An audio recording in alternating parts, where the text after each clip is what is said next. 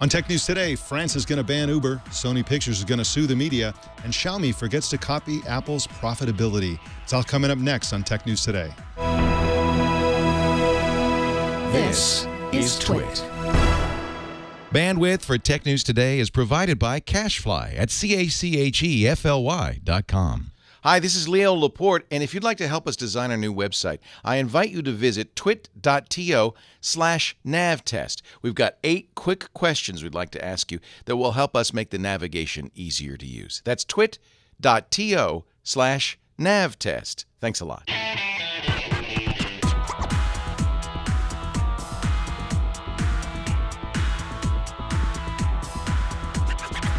This is Tech News Today from Monday, December 15th, 2014. This episode is brought to you by Personal Capital. With Personal Capital, you'll have many more happy holidays as you grow and protect your wealth with this award-winning financial app. Best of all, it's free. To sign up, go to personalcapital.com/TNT. And by Braintree. If you're a developer or manager of a mobile app and searching for the right payments API, check out Braintree. Braintree's new V.0 SDK makes it easy to support multiple mobile payment types with one simple integration. To learn more and to try out their sandbox, go to braintreepayments.com/twit. Tech News Today is the show where we talk about the tech news with the journalists who report it. Welcome to the show. I'm Mike Elgan, and with us today, as always, is Jason Cleanthes. How you doing, Jason? I'm doing pretty good, Mike. How you doing?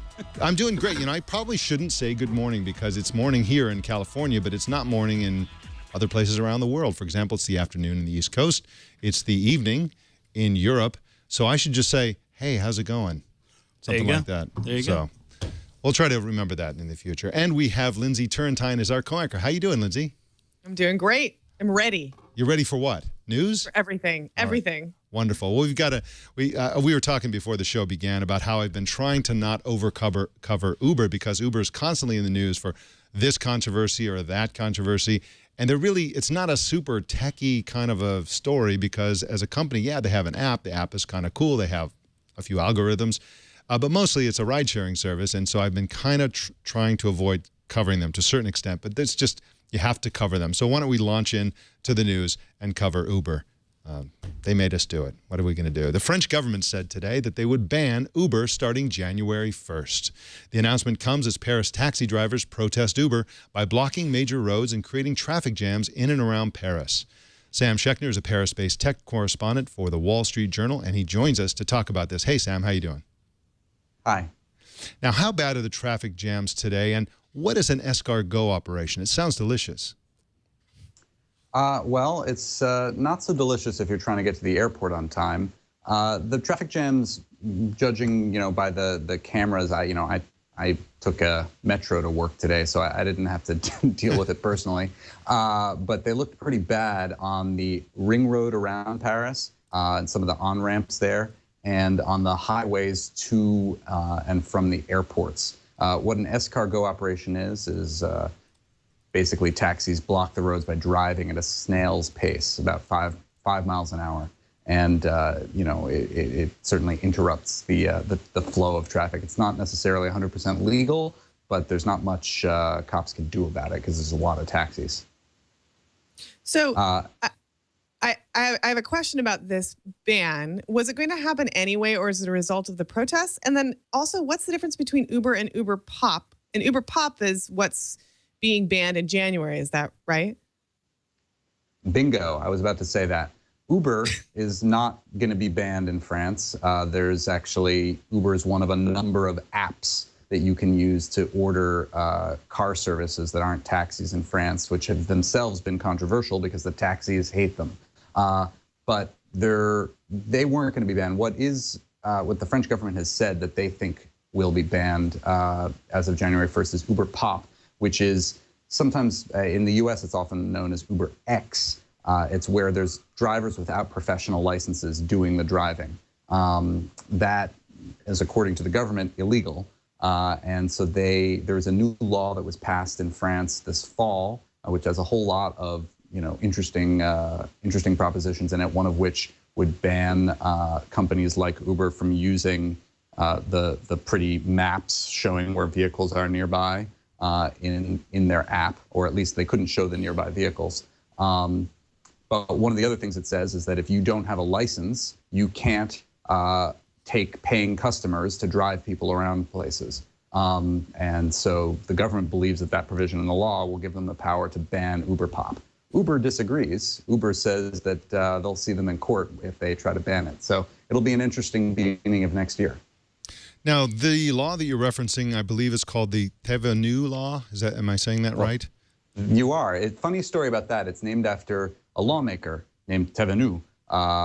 They frequently do that. The person who kind of carries the law in France gets the name. He has since been tossed out of office because he allegedly never paid his taxes. So it's a pretty ironic thing, but everyone still calls it the Tevenu law. Anyway, yes, that is the law. Okay, so it sounds to me kind of bizarre that the thing they would ban would be the showing of the real-time location of drivers on a map. How is it that they can ban something like that? Is that, I mean, I just don't understand why that's the thing they would ban. All right. I mean, you can put yourself, you can say it's good or bad, but the logic of it is this. The law came after a lot of protests from taxi drivers. They didn't like all of the competition coming from these new apps. You know, you could say they're rent seeking. You could say that the new apps aren't following rules. We can leave that to other commentators. But following that, the idea of the law was to keep certain things as a monopoly for taxis and open up the competition to everyone else. And that idea, although only taxis in France are allowed to accept street hails. You know, stop on the street, no planning, you can just get into a car. Otherwise, you have to call and reserve or order or something like that. So it was judged by Mr. Tevenu a little bit too much like a street hail to be able to see the cars nearby and pick one to call. So the idea is that Uber could still use all the same technology, but it couldn't have that pretty map. And some people did think that that was a sort of silly rule, but that was the idea behind it. It's not the only element of this law. Another element of the law that's perhaps even more controversial is this idea of the return to garage. Under French law, only taxis are supposed to be allowed to kind of drive around aimlessly without a fare if they don't have a reservation. So the law says that you either, if you don't have a fare and you're not a taxi, i.e. you're Uber or one of these other companies, that you have to either, you know, have a reservation or be on your way back to your garage, which obviously would interfere a little bit with the pretty operation of this map where you see the cars circling around. By the way, there are Uber Pop cars like currently in the streets of Paris, so you know, hasn't thwarted the drivers just yet. Moving slowly, I imagine, because of the escargot thing. Well, the escargot, I think the snails cleared the roads earlier today, so I think traffic's more or less back to normal, which is already kind of a crawl in Paris most of the time. So, Sam, do you think that all of Uber's PR crises is making it easier for the French government to respond to protests and sort of say, okay, sure, we'll do what you want? Do you think it would be a little bit harder if Uber weren't already in so much PR trouble, or do French leaders not care? No, I think it definitely does make it easier. I mean, to be fair to the French leaders in the context of who's banning Uber when, they actually are a little bit late to the party. I mean, there are plenty of cities in the U.S. that have said Uber Pop's illegal, angry letters sent from, you know, mayors and things like that. Spain, last week alone, Amsterdam, Spain said that they were going to at least temporarily ban it. A Brussels city manager stepped in and now wants to figure out ways to ban it. So the French are kind of joining a broader array of fights. When it comes to the taxis, I mean, I think taxis are definitely forcing their hand. There wouldn't have been a loi Tevenu if there weren't taxis fighting against these companies. There was already a legal framework in which these guys were operating. The license was a lot cheaper, and the taxis said it was unfair and said that they were driving around and kind of impeding the taxis' business. And they were already striking frequently. And that was in part why the law was brought into effect, to try and balance it without getting rid of Uber and its friends, but to try and, as they put it, you know, create a balance in the marketplace. The taxis haven't been totally happy with the law. In fact, it requires them to have credit card readers. There's other things that are requirements on taxis that they don't like. So they've continued to protest. Sam Schechner is at WSJ.com, and you can follow him on Twitter at Sam Schech. Thanks for joining us, Sam.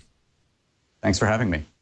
All right, well, if you have an opinion about this whole issue, in a nutshell, you know, Uber is disruptive. They want to disrupt the taxi industry, essentially.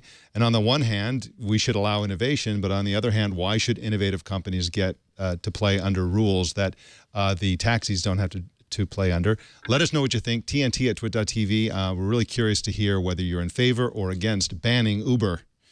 Well, in just a minute, we're going to talk about a really interesting interview that took place with a notorious hacker. But first, I want to tell you about Personal Capital. New Year's Eve is coming, and we all want to make New Year's Eve resolutions. And so here's one for you. Why don't you resolve to really get your financial life in super amazing shape, get organized, save money, and get ahead financially? The way to do that is with Personal Capital. And the way they help you do that is that they will take all of your financial accounts and put them into one place. You see it all in one view with intuitive graphs and charts that help you get a real understanding of what's happening with your money. And one of my favorite attributes of Personal Capital is the fact that they will notify you when you're about to be charged fees that you shouldn't be charged or you don't have to be charged. They'll save you a lot of money. They have personally saved me a lot of money by notifying me about fees and charges that I could avoid by taking action. I took action and I avoided the fees, and the app is free. So think about the calculation there. The app is free and they'll save your money. So it's really a fantastic thing to do. Take control of your financial future and make Personal Capital and getting your financial house in order one of your New Year's resolutions for 2015. Personal Capital gives you total clarity and transparency to make better investment decisions right away. To set up your free account, go to personalcapital.com/TNT. And remember that Personal Capital is free, and it's a smart way to grow your money. We thank Personal Capital for their support of Tech News Today. Well, Lindsey, it turns out that hackers have kids too, don't they? They do. This is really interesting that former LulzSec and very famous hacker named Hector Monsegur, and he was known online as Sabu for many years, he became an informant for the FBI when he was forced to choose between his two adopted children and continuing to work for Anonymous. He's given a couple of interviews, one to Charlie Rose and then the next to CNET's Tim Stevens, and he talks in 3 videos at length about his philosophy, some of his biggest hacks. It's really interesting, partially because we see this kind of very human face of somebody who is part of a really secretive organization, or was, and he's obviously very controversial because Anonymous and others in that community were obviously extremely upset when he decided to help the FBI. So it's a really interesting set of questions and conversation. He's kind of a down-to-earth guy. Yeah, I was surprised that Tim Stevens didn't open the interview with, so what kind of car do you drive? Because I know Tim is a huge car fan and covers mostly automobile technology these days for CNET. Great guy, Tim. We love having him on this show. Now, it was kind of interesting, and as you pointed out, I think you've understated, and I think Tim understated as well. Everybody hates this guy. The people who don't like hackers don't like him because he's a hacker, and the hackers don't like him because he essentially he sort of ratted out other hackers. And of course, he claims that he did that to save his children and keep them in his house. And so it's really an interesting story. And, he's done what a lot of hackers, what Kevin Mitnick and so many other hackers have done in the past. He's kind of turned to, protecting people from hackers. He's going to become a privacy consultant. I think he's already doing that in jail. So kind of an interesting story, and really you normally don't get to see this view of most hackers. Usually, of course, you never do unless they've been convicted of something. But it's really interesting, I thought. And so the interview is in what, 3 parts, Lindsey? It's in 3 parts. The first part, he sort of talks about his history, his early days, how he got involved in hacking.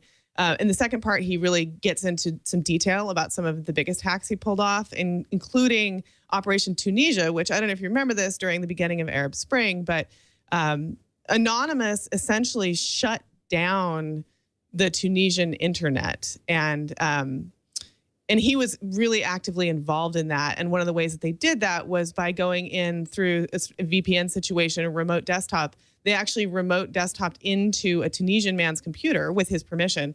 And then he just got to watch these hackers from his own machine take down the internet in Tunisia, essentially, including I think it was the prime minister's personal website. And that obviously triggered a whole bunch of action by the Tunisian government, and things, went from there. Yeah. So if you want to read the article and also watch the videos, just go to CNET and search for either Hector, Hector, or Monsegur, which is Monsegur, and you'll find that that article with the embedded videos. You'll also find it probably currently on the right navigation part of the homepage of cnet.com. So check that out. It's really an unusual interview. And you know what? Tim Stevens kicked Charlie Rose's behind on this thing because Charlie Rose doesn't really know a lot about technology. And he just sort of groping in the darkness to try to figure out what's happening. Tim Stevens does know technology, and so it's a far more interesting interview, in my opinion. It's definitely really detailed, and I know that Tim, I'm sure, wishes he could join us, but he's on a plane right now. He would tell you all about it in person. Yep, excellent. Well, everybody check it out. Sony Pictures threatened several media organizations yesterday against reporting on information found in documents stolen by hackers.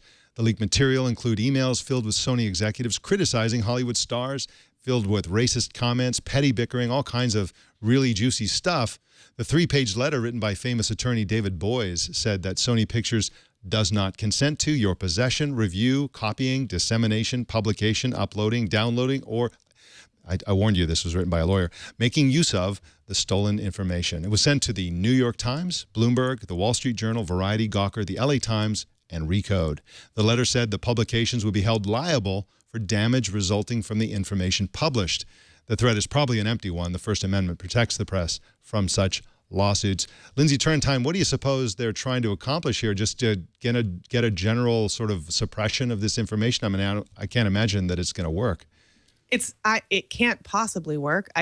I think that they're trying to start, probably they're trying to start a conversation about whether or not sharing the information is appropriate. And then you've got, Aaron Sorkin coming out in defense of Sony's moves, saying, really, the press shouldn't be covering this in this way. And I'm not sure that Aaron Sorkin's the right spokesperson for that opinion, considering how much trouble he's been in with the public lately. But I do think that Sony's just trying to say, hey, this might not be, we don't consider this ethical, and trying to get people on their side, because certainly those publications don't cover the entire press, although they're big name publications. And, that information is out there. Somebody will report on it. Yeah, absolutely. And the ethical the dimension of this, we've talked about this on the show before, is that when information is out there in the public eye, it's the responsibility of the media to go through it and look for newsworthy information. Now, if they're reporting information that is not newsworthy or compromises personal information for no other reason than to compromise it and to get sensationalism, that's one issue. But if actual newsworthy information is found, it should be reported on, because journalists' job is to serve their readership, not serve the interests of Sony or anything else. And if it's in the public eye, that's the way it goes. I'd also like to point out the delicious irony of Aaron Sorkin talking about this, because one of the big themes in the recent episodes of The Newsroom is all about information that was leaked by a Edward Snowden-like whistleblower to the fictional news channel. And he's clearly sympathetic to the people who are publicizing the information in those documents. The protagonists in that series once they get cracked down upon by the FBI, they send it to what is probably a Reuters or an AP report or something like that, for that person to leak it. And of course, it's her responsibility to go through it, find the newsworthy stuff, and publish it. And so he's really lionized that whole process. But now that his script is in the public eye, and again, I'm not aware of anyone leaking his Steve Jobs script or, sort of saying, here's the whole script. That may have happened, but I haven't seen it. Certainly the list of publications that that Sony Pictures is going after didn't do that. And so that's really what I think clearly that's really what he's honked off about, is the fact that his script, the Steve Jobs movie script, was leaked out there supposedly. And so, there is a criticism to be brought to bear here, but the criticism isn't for talking about and reporting on any information from that leak. The criticism should be reserved for irresponsible reporting on the leaked information. Sure, and a lot of that leaked information is part of really important conversations going on in the United States right now about our culture. I mean, we're talking about pay discrimination, potentially. We're talking about racist these are really important topics. It's not like news outlets are just kind of talking about he said, she said emails about someone's weight, or even that would be worth it. But this is serious stuff and I agree with you, deserves reporting. And just to give more detail about what you mentioned, Kevin Roos at one publication that was early in sifting through all this information, Fusion I think is the name of the publication, we had him on the show, he jumped on the pay discrimination story, which essentially they had, there's something like some number of executives at Sony that make more than $1 million a year, and one of the lowest paid one was the one woman on that list, and she was one of the highest ranking people in Sony, and again, not compensated nearly as well as even lower ranking male executives. And so that's a story. That's a real story. That's part of a larger trend in, at least in Silicon Valley, the pay of women and the role of women in companies and how they're treated and so on. And so that is a real story. That to me is an example of perfectly legitimate journalism coming from these leaked documents. So, we'll sort it all out. What's the good reporting? What's the bad reporting? But this whole thing about a blanket ban on or a threat for publications to muzzle themselves about this leaked information is not really going to happen the way they claim to want it to happen. I think they're just trying everything they can, and David Boies is trying to earn his enormous salary. So there you go. Well, Lindsey, it looks like Xiaomi will be just like Apple if they can just copy one more thing. Yeah, so the Chinese company Xiaomi made a regulatory filing today, and it revealed that their strategy is working, absolutely. According to Reuters and a few other publications, the company has risen to the third most profitable handset maker in the world, and they have pulled in $56 million in revenue in the last year, profit in the last year. And their strategy is selling very low-cost handsets, very low, like almost at the cost of making them, and then focusing on making revenue off of software and services. This seems to be working, and it's mostly in China. So this just goes to show the importance of that Chinese market. Yeah, but they are profitable, which in the handset market is a feat to be sure. But $56 million is in the handset. I mean, the other two profitable handset makers, which are Apple and Samsung, report multiple billion-dollar profits each quarter, and so they are this is kind of the Amazon model of, yes, be profitable barely to plow every dollar back into competing. In 4 years, they become the #3 handset maker in the world, again, mostly in the Chinese market. And one of the, to me, clearly the most fascinating thing about this is the fact that Xiaomi CEO Lei Jun, the guy who wore the Steve Jobs sweater and the Steve Jobs pants and said one more thing on stage when he was announcing a phone, he owns nearly 78% of the company personally. And so this is really his company. It's privately held. And so this is, I think, the most interesting dimension of this story. It's a privately held company, and one person owns almost all of it, more than 3/4 of it. And he's in it for the long haul. I mean, the Wall Street Journal, as part of this reporting on the same release, noted that Xiaomi is investing a lot of money, I think $203 million in a local appliance manufacturer in China in order to get a corner on the connected home market. So this is he's in it for the long term, and I think has a vision of how this should play out. And I think you're right; it's very much a hybrid Amazon and Apple philosophy. And I think the idea is build something that acts like Apple products, that has that fit and finish and that really high-end appeal, and then make it cheap and make all your money off of the services, it's fascinating. Now, it's also interesting, and it has to be said, how this information came into the public, because again, this is not a publicly traded company. They're not required to disclose this stuff, but they actually made a 1.3, they bought 1.3% of an appliance maker called Midea Group. And Midea Group was required by Chinese law to report certain information about the company that was investing in them, and they are the ones who reported this, which was picked up by the press and so on. And this is really interesting because Xiaomi is making these kinds of investments. The limited money that they do have, they're plowing not only into the handset market, but into the thing that all of the handset companies are or should be investing in, which is home automation and the Internet of Things. And so by investing in an appliance company, they're essentially hedging their bets. And it's a safe bet, too, because I think the home automation world is going to be, it's kind of like the next smartphone market. It's a world in which individual families and individual people will personally own several devices. That's the difference between the smartphone industry, where everybody has one, and the home automation, where some people have many. And so it's going to be probably a lucrative market. The smartphone people are in a good position based on their patents and their technology to play in that space, and they are hedging their bets by investing in, like I said, appliance companies. So very interesting story, and we'll be keeping an eye on Xiaomi. They're turning out to be one of the most interesting companies coming out of China, for sure. Well, some Amazon warehouse employees in Germany today started a 3-day strike to demand better pay and working conditions. The strike comes as the retailers are ramping up deliveries for the Christmas shopping season. Lindsey, Turrentine, if they wanted good working conditions and good pay, why do they go to work for Amazon? Well, things are different in every country. I'm kind of wondering, I mean, there's been a lot of reporting recently about Amazon in the United States and how it was recently decided that American Amazon warehouse workers actually can't get paid for the time they spend waiting in line to get into their jobs. I wonder if some of these issues will end up being settled outside of the country, or at least there'll be cultural movements in places where labor laws might be different to draw attention to some of these hiring practices by Amazon. Just to give you a sense of the scope of this this strike, basically 2,000 workers are going to join the strike at 5 of Amazon's 9 distribution centers. So it's a minority. There's something like 10,000 workers who normally work at Amazon. During the holidays, they employ about 19,000.